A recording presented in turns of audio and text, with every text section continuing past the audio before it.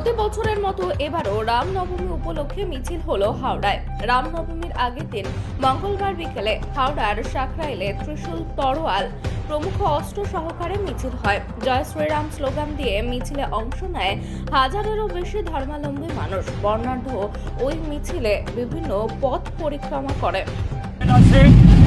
आपके सकराइल गांव में रामनवमी के उपलक्ष्य से और मुझे ये आपसे सुना है कि बंगाल में हिंदू का राज होने वाला है और हिंदू जागृत हो रहा है और हम हिंदू को जगाने आए हैं।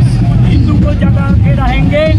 जब तक हिंदू नहीं जगेगा तब तक हम लोग चुप नहीं बैठेंगे और माता बहनों की रक्षा के लिए हम लोग आगे आए हैं।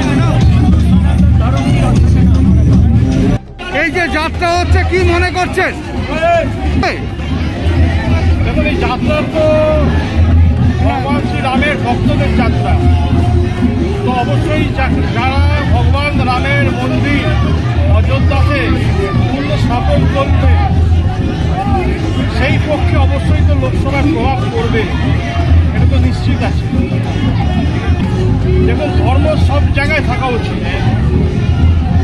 প্রত্যেক দোকান, থানা, জেল, চারিদিকে ধর্মের প্রভাব থাকা উচিত, রাজনীতিতেও থাকা উচিত। কেন হবে না? যারা অধার্মিক তারা কি রাজনীতি করবে?